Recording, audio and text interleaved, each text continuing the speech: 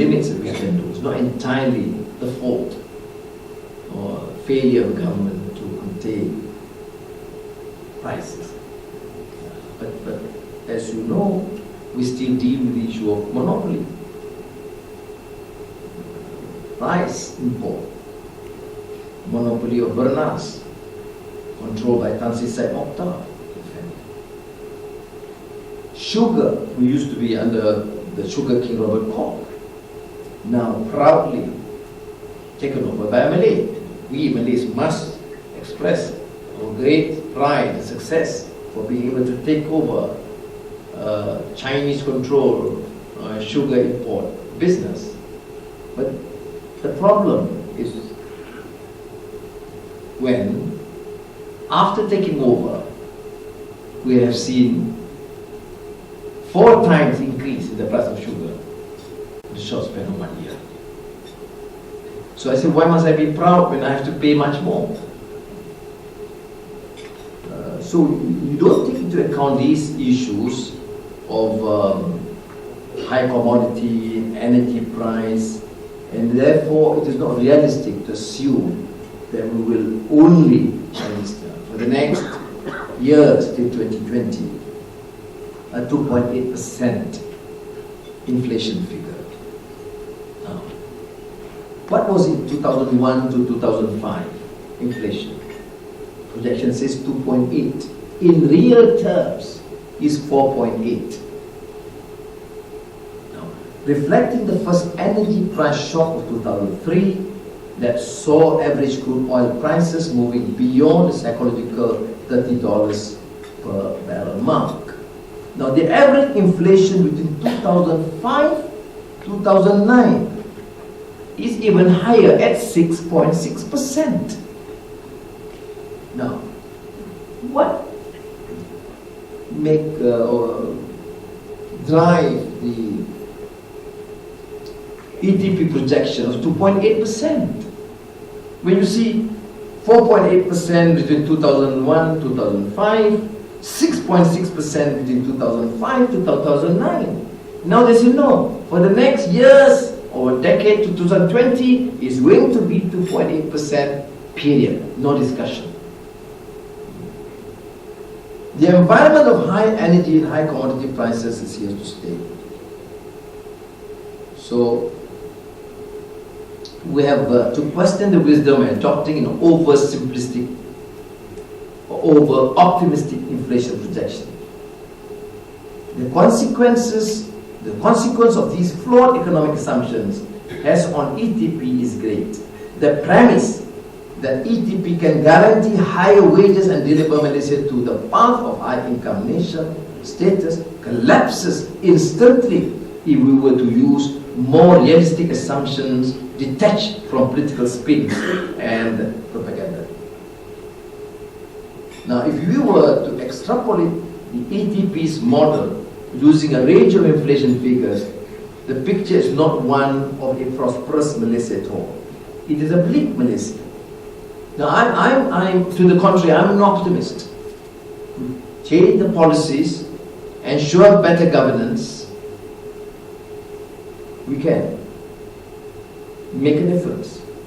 I am now here debunking the thesis, the ETP projections, which is considered to be unrealistic and which perpetuate the same corrupt nepotism and cronyism.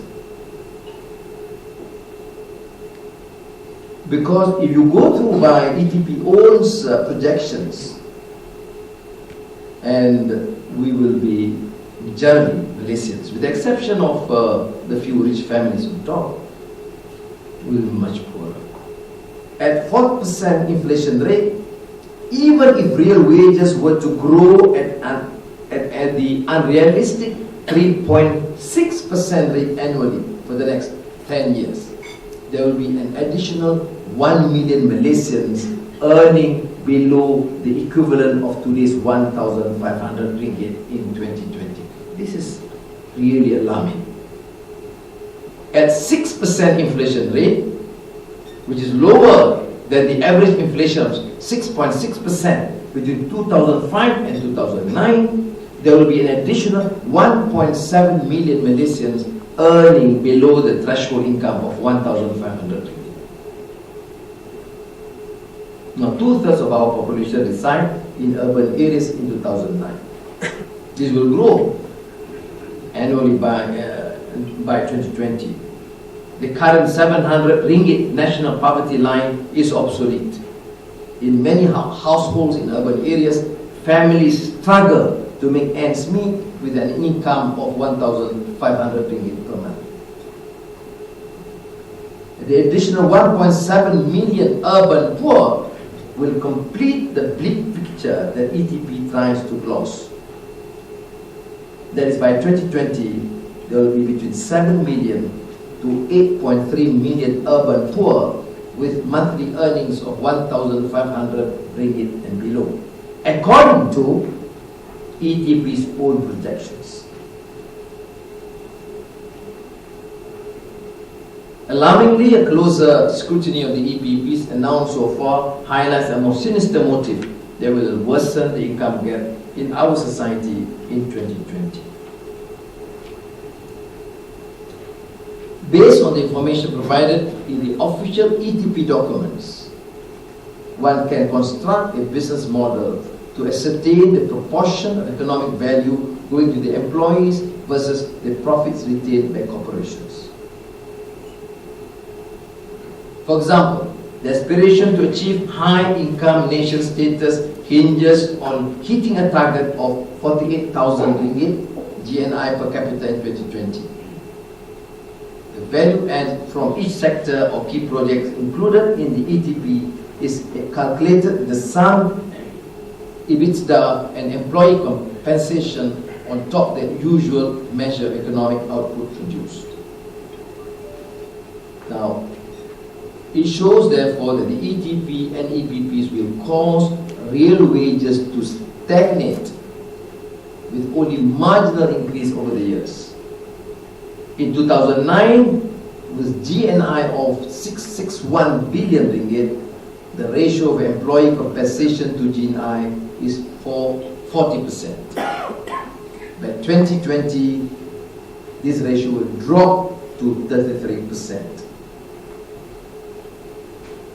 In the final analysis, ETP, in our estimation, is a continuation of a flawed economic model marred with corruption and rent-seeking culture that rewards the ruling echelons at the expense of the majority.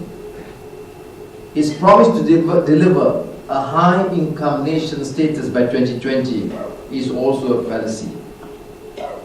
I conclude that the present economic policy framework that is glossed with fanciful abbreviations, ETP, EPP, and KRA, etc., will send the economy to spiral down deeper into abyss.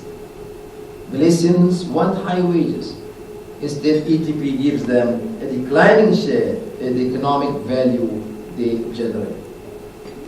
Malaysians want better jobs. Instead, ETP will send additional 1.7 million Malaysians into poverty by 2020.